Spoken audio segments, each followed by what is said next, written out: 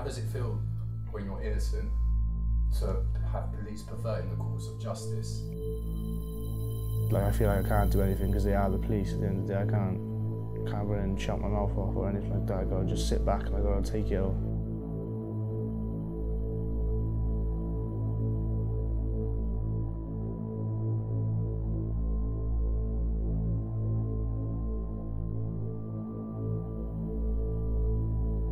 An Audi A5, driven by Jamie Orton, heads northeast along Cardiff Road, Barry.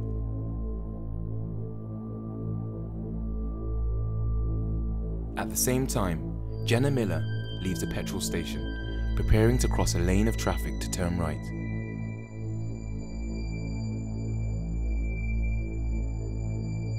Speeding around the bend and without time to react, the Audi collides with Miller's vehicle.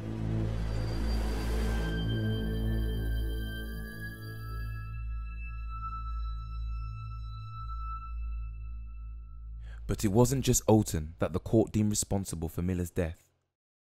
And 2 people walked away with a conviction and a prison sentence. Orton received a sentence of 3.5 years for death by dangerous driving. The second man received a larger sentence of 5 years. He was the driver of this VW Golf, seen shortly after the crash. 20-year-old Joseph Fettah is in prison for a death he didn't cause. I swapped cars because I had to take the car to get tyres fitted and it was getting left overnight. There was a car in front of me that was speeding. He hit her, and then that's where he hit a woman coming out of a petrol station and it killed the woman. I came after that. I went around the crash. I parked the car exactly where it was meant to go. I went home from that night and I got arrested the following day in the afternoon on death by dangerous driving on charge. Articles reporting the event referred to the two as boy racers and described the death as a result of an impromptu race between friends, some even claiming both cars were travelling up to 70 miles per hour in the lead up to the crash. But the evidence for this falls short. Do you know who he is? No, I don't know. I got told his interview that he said that he didn't know me, he wasn't trying to race me, I wasn't trying to race him, nothing to do with me, he doesn't know me. A few months on, we've gone up for our second interviews. Mine stayed exactly the same, because mine, it's the truth. But his is changed to apparently it was all me making him race. I was flashing, beeping him. He said he felt the need. He had to speed up, and that's what caused him to crash. The person that caused the crash is basically trying to turn it around on me. It seems a little bit weird. You will see definitely that Joe was only doing about 40 miles an hour. He was about 5 seconds behind the other fella. The other fella was speeding. No argument about that, and no argument in respect of Joe. But to say that he was the cause of the crash is beyond my comprehension. He stopped. He slowed down, but by the time he got in that 5 seconds, if he'd have been doing 70 miles an hour, he wouldn't have been doing 10 miles an hour when he came to the crash site. No way. You couldn't do that if you were doing 70 miles an hour. You would go all the other way. The CCTV shows there was no race. I've never ever in my time seen a case like this where there was no impact from Joe Fettah's car and yet he's doing a sentence higher than what the actual perpetrator did. So how have they charged you? What evidence do they charge you? Literally, I don't know. I haven't been shown any of that. Is there any CCTV footage? There's CCTV camera footage, but it shows me going past the crash, and I come like 4 seconds after this all happened. I go around the crash and I park up exactly like I said I did, and now that's all the CCTV they've got. CCTV footage was used during the trial, but only particular sections which were selected by the police. Some CCTV was used to demonstrate the speeds of both of the cars, but it appears unreliable. The prosecution calculated these speeds using the position of the cameras and the time it took the cars to move between them, according to their time codes. But here, for example, not only are the date and time wrong, potentially illegitimizing its reliability, each camera's time does not match up. If his conviction was based largely on the speed that he was driving, the accuracy of these calculations would be key. But even the fixed event of the collision itself appears to happen at a different time on each camera.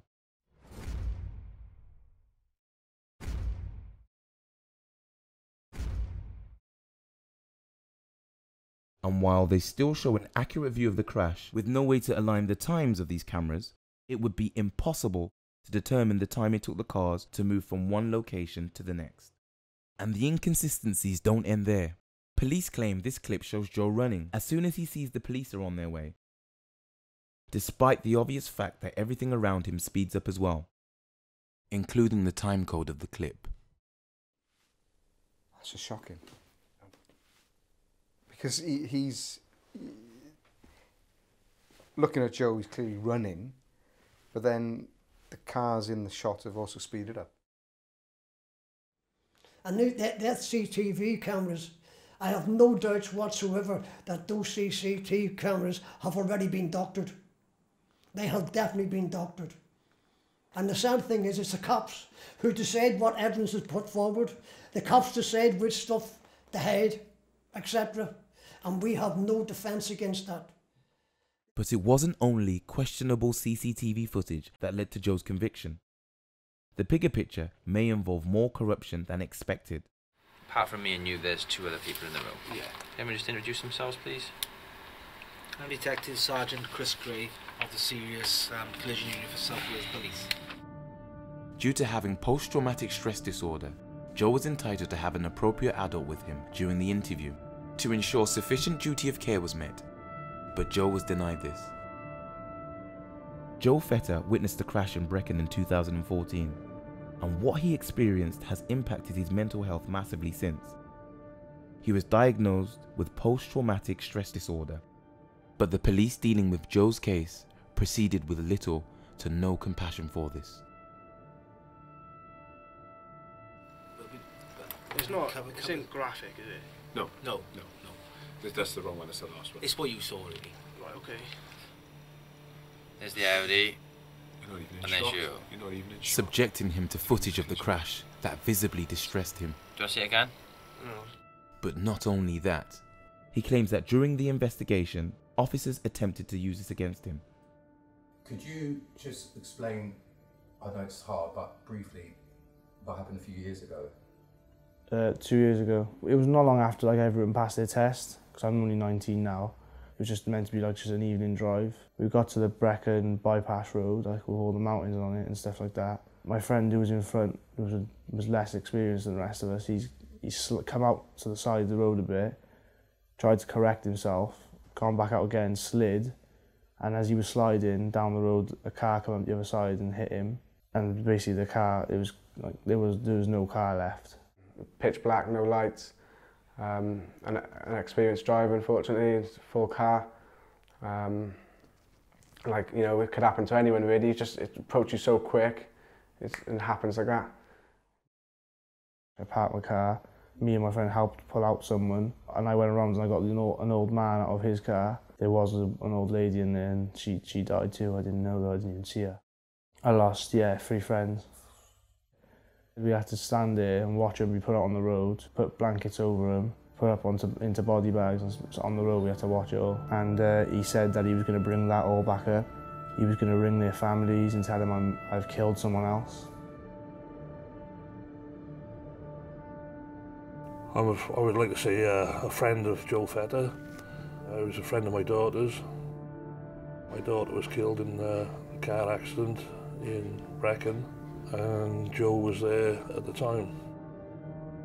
The car was on its side, and I believe he helped the fellow who was driving the other car coming the other way.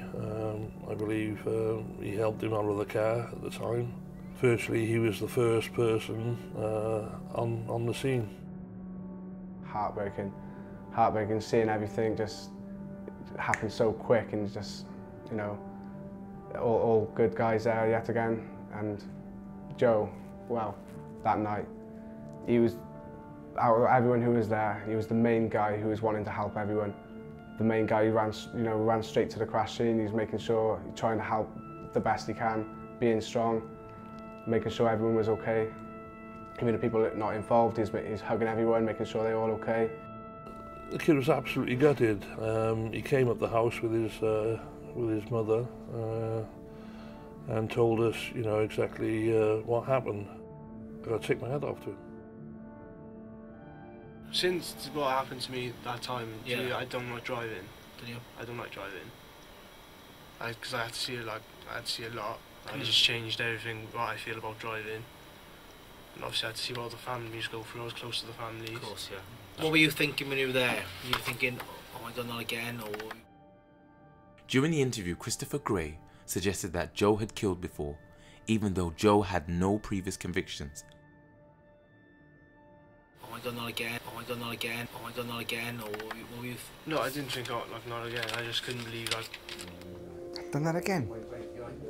I feel like having watched that and listened to that, officer throw that comment in, I know what I'm thinking, and I won't say it on camera. It's just absolutely appalling. I've actually spoken to people involved in that crash, and they tell me that the accident was nothing to do with Joe, that he was actually commended for his actions in taking people from the car. So This was the accident in Brecon? Yeah, in Brecon, yeah. In Brecon, yeah. Just it's a disgraceful thing to say. I was my ex-girlfriend, who I split up with back in September. They went to her house, and I wasn't even with her when this happened. They basically tried to make her come forward to slate me, basically, because she was going out of the country for work purposes, and he said that he could stop her from going. Something to do with he could force her to go to court. He kind of gave up on that, and then he went back to it, and that's when he went to her mum. And then that's when they said, just get out of the house. But he tried his best. He stayed in there for like 3 hours. Fortunately, the family of Joe's former girlfriend were not prepared to give in to police intimidation. What do you know about the story? Well, I didn't know anything about the story. I had a phone call from a police officer, I think his name was Christopher Gray, who phoned me and said that Joseph Fettah had been involved in a very serious accident. So your daughter wasn't involved in the second accident, but yet the police had contacted you and wanted to speak to your daughter regarding the second accident. So you obviously were quite puzzled. I was, completely. She's not a witness to anything, so why do they want her to be a witness? They had 2 badges like that. We need to come in. What for? We need to speak to Catherine. I said, she's not here. She's not even in the country. He sat on that seat over there and he said to me, your daughter, I'm going to worry anymore because he's going down for 6 years. Catherine is no longer with Joe, but they wanted a character reference of me because Catherine and Joe had the relationship had finished. What they thought that was going to happen here is my daughter was going to run him down to the ground and me. They wanted her to paint a massive bad picture in. The reason it wasn't aggressive is because they tried to get you on their side. They tried to manipulate you. He said, I'll get your daughter in court. I said, will you? I said, how are we going to do that then? He said, because we're allowed to. And he said, the judge, if he says the judge, I want Catherine in court, I'll get her there. They picked up on the photograph there. He came up, this guy, and he said, what's your daughter's do then? I said, oh, they're royal ballet teachers. Oh, so they work for the Queen, do they? I said, yes. No more. She's involved with a criminal. I said, well, she's not. She's not even with Joe. The police rung the house, Christopher Gray, I believe, and to say that Joe Fettah had killed again, which I can't believe anybody saying that when he never been killed in the first place. My daughter was killed in an accident, just in the wrong place at the wrong time. No, I think they're trying to make an example out of Joe because I think they got a lot in for his father. He never hit that car. He never killed that woman. He should never be where he is. Do you think there was a miscarriage of justice? 100%. He was stitched up. And I tell you, if it does jeopardise their jobs, I will go crazy. Because my girls have worked so hard. You're still scared? Yes. Okay. Yes. He's done everything he can, really. He's trying to destroy my life. And then he's a full-grown man. I'm a 19-year-old teenager growing up. And when he did speak to me, he was trying to kind of pick my brains a bit, see who I was speaking to at the time. And then I noticed the moment he found out, he went straight to their house. It's so unprofessional. I've looked over the evidence and I can't believe that Joseph was even charged with it. The first thing that came in my mind was it was like the Lynette White murder trial with a card of 3, where the police coerced witnesses and dropped charges, drug charges was against them, painting this, that and the other, and they all got off. They gave false evidence, and it's still happening today. I just can't believe that the South Wales police are still as corrupt now as they were back in the 70s and 80s. They're still rotten. I've got to be totally honest, I'm disgusted with the police. When my daughter was in the accident, there was no police went to the hospital with my daughter. Nobody knew where any of the kids were. They've lost my daughter's clothes, have never been found.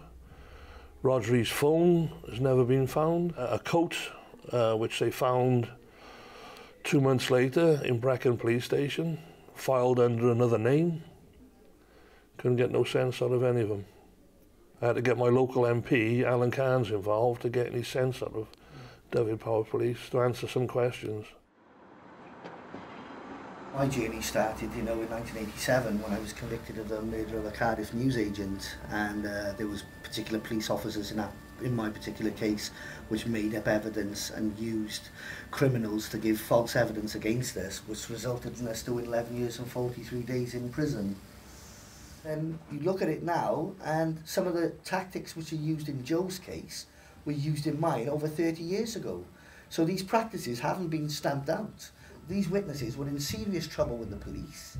One of them had 125 convictions, and he got off on the basis that he gave evidence against Joe.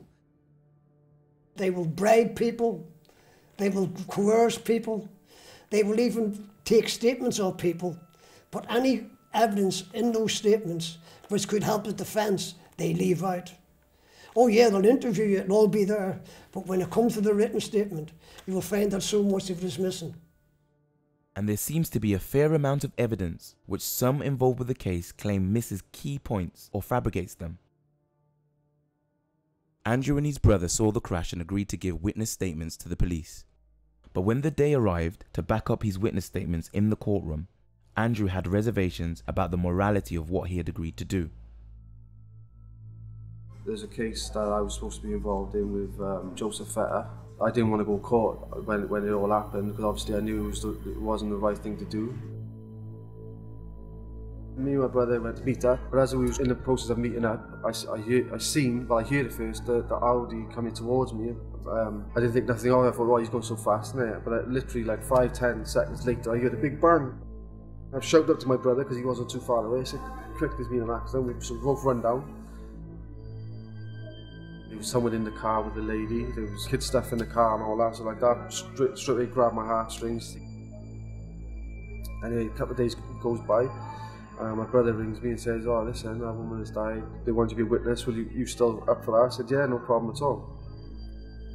And then when we met up then, he was telling me basically what to say. He said to me, this is what he saw. So I just went along with him.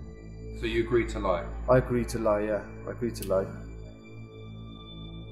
During a witness statement, investigators must remain completely impartial. But Andrew claims he was pressured into adjusting his statement, and even that he was fed information by the police.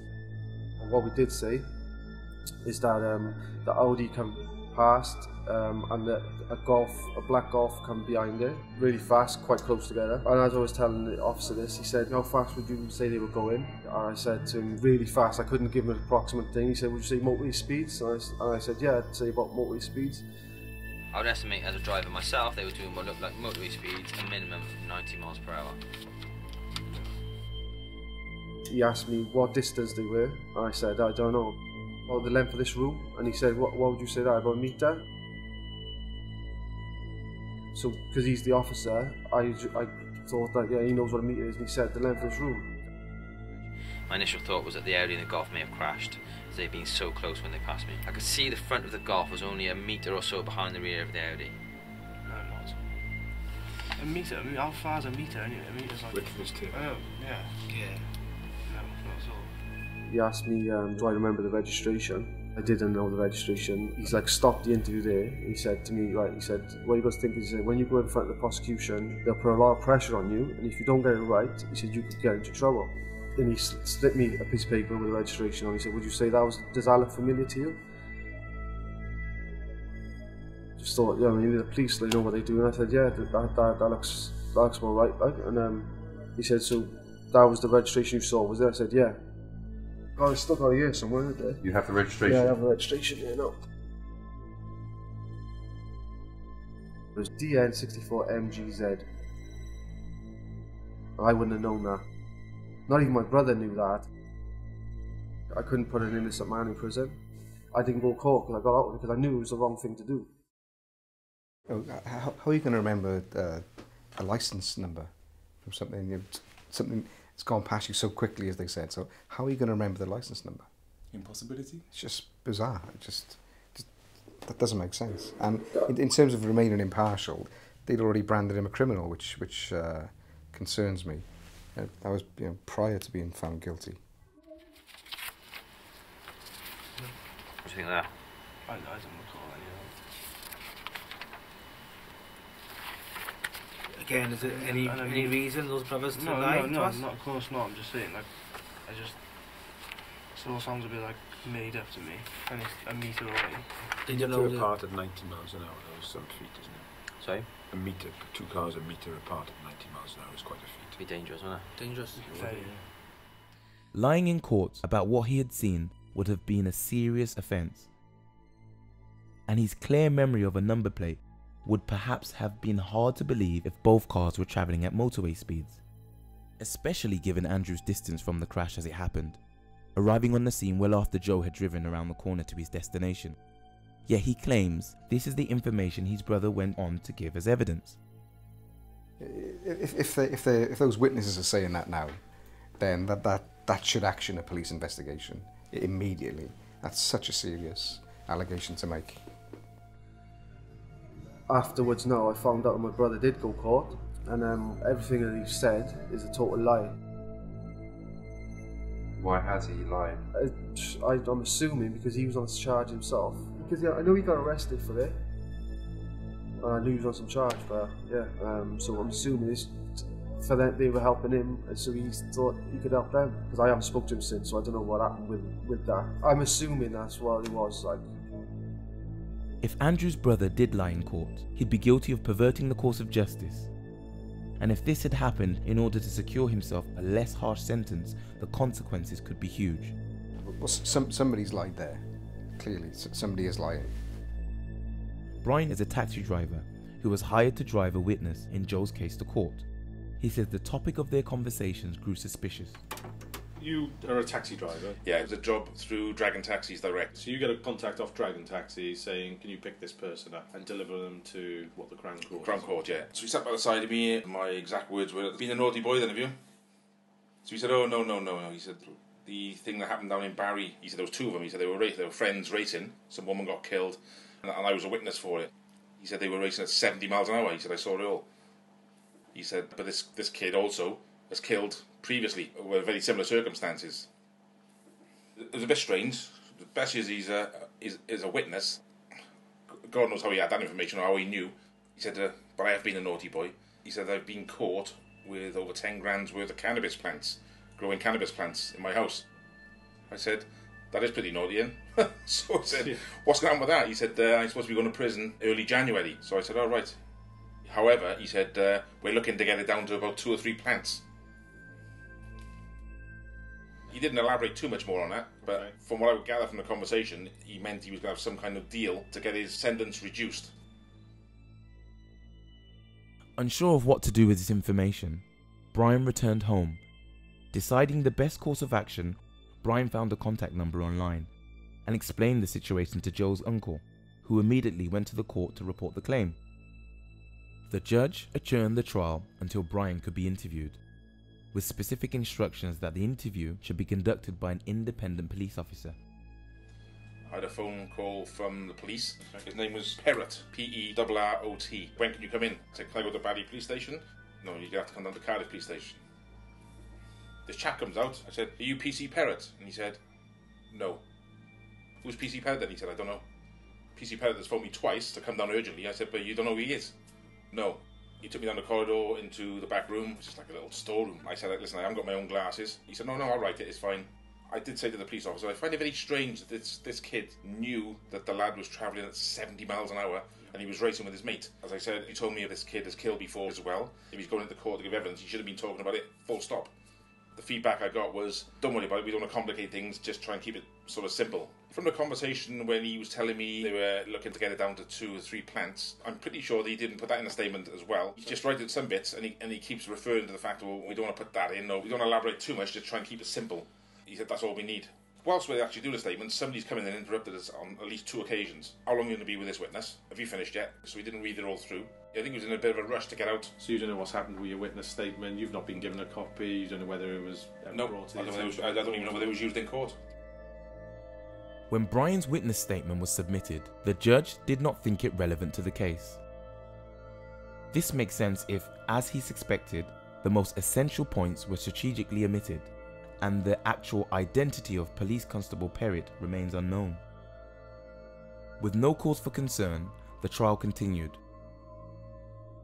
With so much evidence pointing to corruption, it becomes difficult to accept any of the proposed witness statements at face value.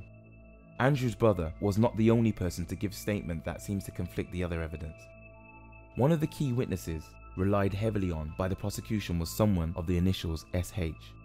She can be seen here as the driver of this Mini Cooper which passes by just before the incident takes place. SH's witness statement follows a similar theme to Andrew and his brothers. She claims the cars were driving bumper to bumper.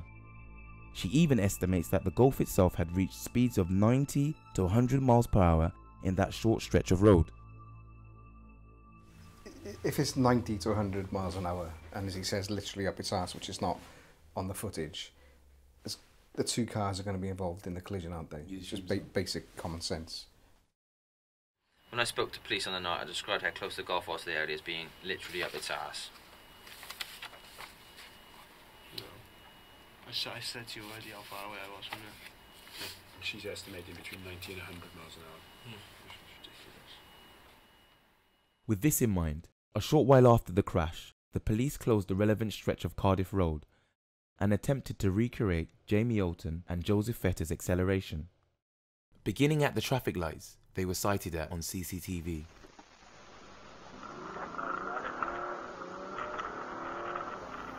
The prosecution claimed that according to CCTV timecodes, Joe achieved this speed in approximately 20 seconds. But after several attempts accelerating to the full capacity of this car, with no other vehicles in front, the police were only able to reach 70 miles per hour as they were approaching the Texaco petrol station. Why didn't he do it in a Golf? Yeah, why didn't they close the road off and use the car? Which was used. Yeah, it's just... And they achieved this in approximately 16 seconds. It is obvious that a modern day police car uses a far more powerful engine than that of a VW Golf. And a highly skilled police driver struggling in a much more powerful car does cast doubt on her claim. Particularly when paired with her description of the car's distance. How could that possibly allow for enough braking distance between them? She herself can be seen travelling at some speed along the other side of the road. In her statement, she said the cars were so close that she was unable to even see the front of Joe's car. Yet in this clip, she drives past Alton's vehicle long before Joe was even in shot.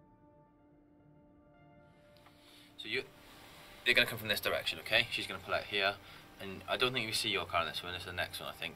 You're not even in And shot. there's you. You're not even in shot by the time there's a collision.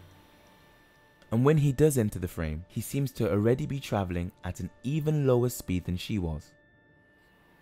I then saw the Golf move over to his right-hand side and drive past the Audi, disappearing out of sight. Is she saying she's gone past us? She was driving the opposite direction. So she was watching this in a mirror? She saw it in a mirror. Yeah, okay.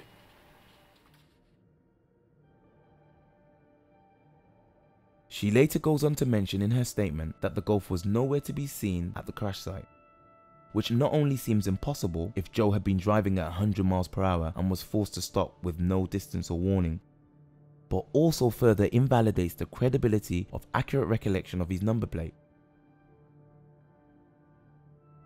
In her initial statement, SH herself knew Jamie Alton personally, but this information was not considered of interest to the prosecution. She's basically said that she's seen the two vehicles. She's suggesting you're racing. She's Said saying you're racing again and high speeds. Right, okay. So is she not telling the truth? I just thought it just sounds made up to me. Like, I don't believe it. I know Made up by who? Do you understand what a statement is when people Yeah, of give a course I do. statement? Yeah, of course I They've do. got to stand up in a court and they've got to, and they, they commit offence if they lie. Yeah. And people lie on statements and go to jail. So why would these 5 people want to lie and possibly put themselves in jail over what they saw? Except if you're a South Wales police officer. That is historically. That is horrific. She goes on to say, And the evidence that I've seen, the lies that have been told, I can't understand how the trial judge let that evidence go through into the court and find him guilty. It's beyond my comprehension. They are not interested in whether you're innocent or guilty. The only thing they're interested in is getting a conviction. The fact is, the witnesses lied, clearly lied, no doubt about it. I mean, you cannot use evidence like that in a court of law. It's just not right. I've seen so many things which is wrong with this case. I'd like to know how it got off the ground in the first place.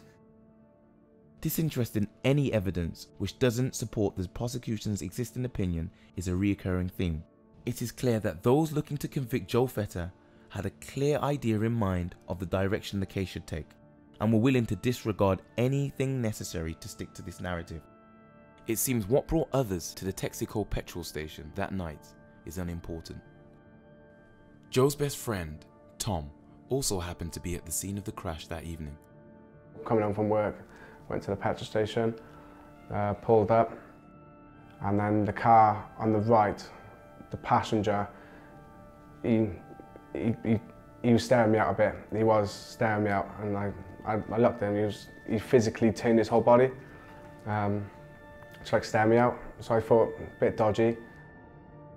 And even when they were driving off, he had his whole body turned, looking at me. So I was thinking, it's a bit strange. Did you notice anything strange after the crash? Do you know anything I about didn't that? see. I didn't see it. I didn't see physically. I wasn't expecting anything, so I didn't see any drugs getting passed across. The police were aware that there were drug deals taking place at the petrol station, yet the police decided that this evidence was of no significance to the case. And what drugs do they deal?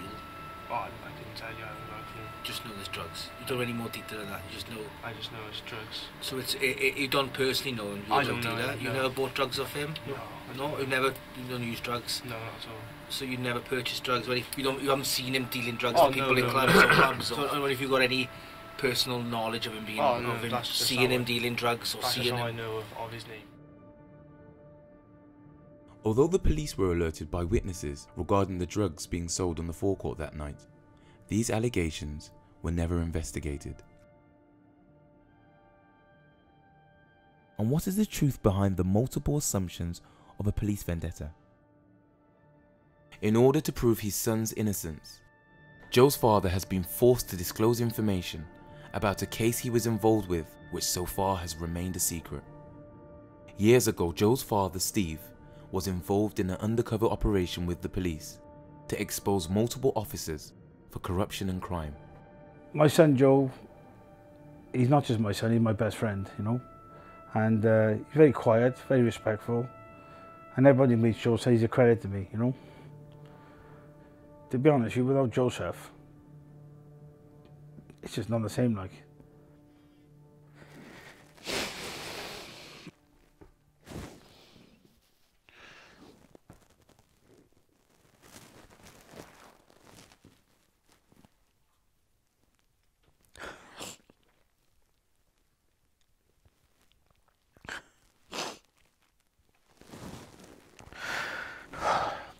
I don't care about the company, but since Joseph been in jail, I can't go in the office, like, you know, it's just like, it's not the same, like, his bedroom up here. Sorry about this, guys, you know. He's a broken man, like myself. But the only thing, Steve can, still go and visit him, whereas I'm just, there's no visitations for me. I just see Joe every day. I wake up in the morning, he's not here, like, you know, it's just, it's horrible. And for what, like, you know, the boy is totally innocent, he did nothing wrong.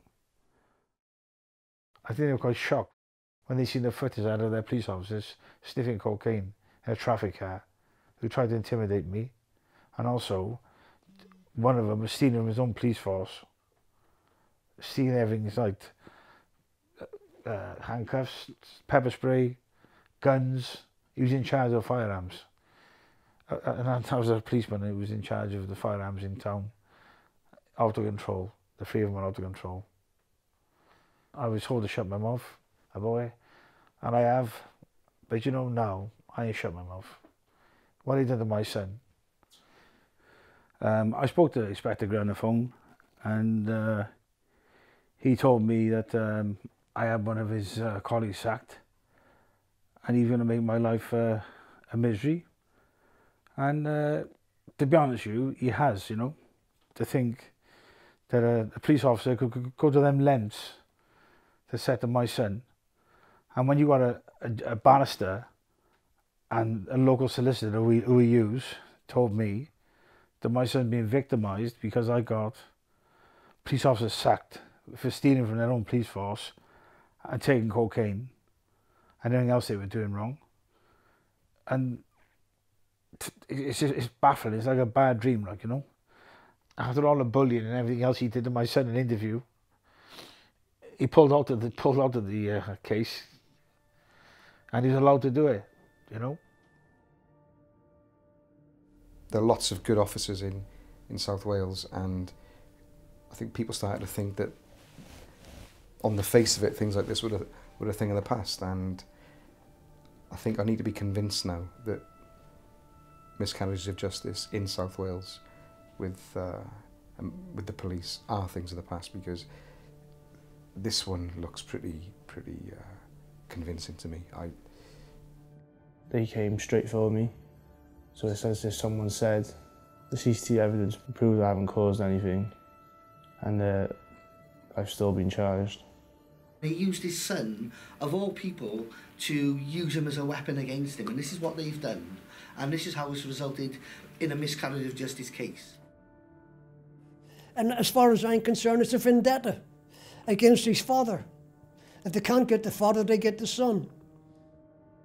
I wanted to call for the first couple of weeks, then I had to finish. I couldn't go up there no more because it was like, I'll tell you the truth, they deserved Oscars up there. It's just, the judge kept saying, he said to the prosecution, you're fighting an uphill task. The further we're looking into the case, my son's phone, I sent an email to the solicitor saying, can I have my son's phone back, please? I don't want any messages deleted off here because I wanted to use them as evidence, because what Joe texted me on the night. They deleted every message on my son's phone. You don't usually hear of policemen, like they use, some of these were on drug charges waiting to go to trial. And I've been told two of them have walked as well, because they give a body in my son. You know, and like I said, they even told the taxi driver what they're going to do. And they did it, and they were allowed to do it. But unfortunately for them, what they didn't realise is at the time they did it, they were being watched. There's no doubt about it. One police officer in particular in this case has lent on witnesses to bolster the case, which, or non-existent case I'd like to say, so there looks like there's some evidence there. How does it feel when you're innocent to have police perverting the course of justice? They feel like I feel like I can't do anything because they are the police. At the end of the day, I can't run and shut my mouth off or anything like that. I gotta just sit back and I gotta take it all. And that's what I've been doing. Absolutely heartbroken, because I know what Joe is like as a person. Absolutely kills me. Absolutely kills me, because he's, I can't even say it enough. He's the best boy I ever know, literally. And to know what he's going through in that prison, I think of it every single minute of the day. Whatever I'm doing, I'll be thinking of Joe and what he's going through. Like I said, the barrister told me your son's been victimised because of you. So how can I live with that?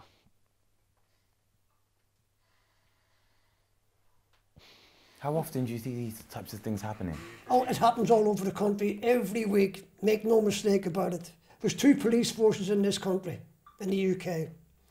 The biggest one is in respect of the uniform cop. I don't have any problems with them people.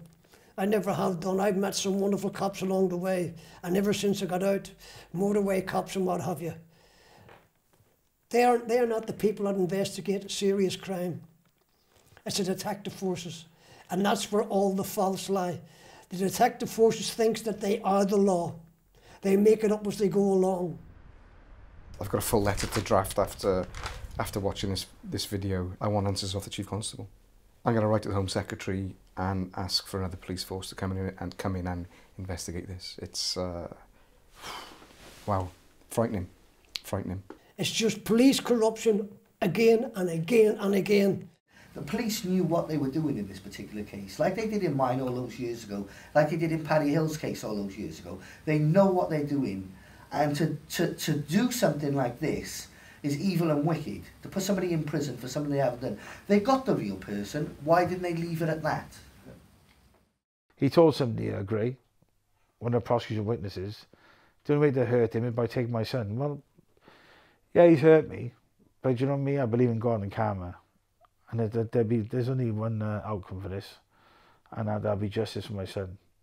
Has to be investigated immediately. It's incredible. And these things will continue to happen until the government and the courts have the balls to turn around and start doing cops for telling lies and falsifying evidence and coercing witnesses to get a conviction. These cops should go to jail.